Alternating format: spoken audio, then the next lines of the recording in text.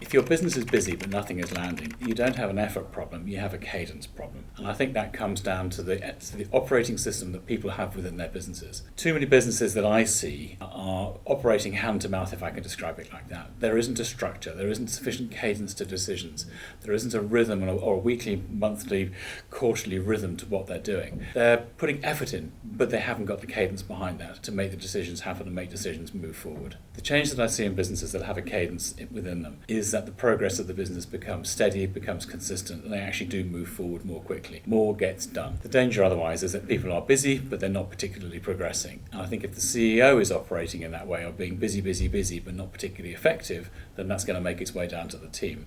And that's something that you, as a CEO, you have to lead from the front. The CEO is so often the bellwether for how the business performs.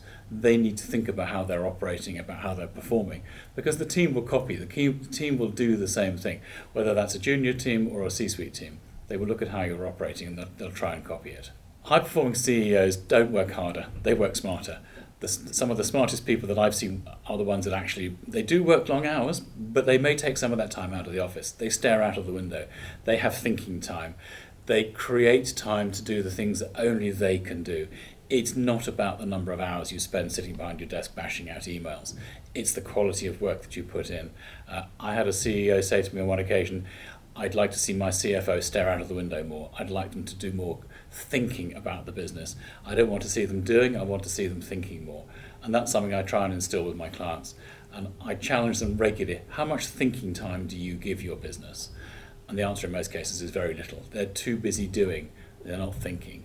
I encourage my clients to get out of the office. Sometimes they say, well, I get my best ideas when I walk the dog. Great, go and walk the dog more. That's when you're going to come up with something clever, something blindingly smart. You won't do that after 8 or 10 hours of staring at a screen. But the job of the CEO is to envisage the business as it's going to become. It's not to manage it day to day. It's not to put out fires every single day. Yes, you're going to get drawn into it sometimes. Absolutely right. But you've got to learn to stand back from the business. It's not your job to be Superman. And I see that frequently with people where they just, a problem occurs and they ask the team to stand back and they rip open their shirt and they've got a Superman t-shirt underneath and they want to go in and wade in and fix every problem. It's just not your job to do that. CEOs are there to make the big decisions. They're not there to make the minor decisions in their business. If they're getting drawn into making minor decisions, they're trying to do somebody else's job. In effect, they've got a dog and they're barking themselves. It makes no sense.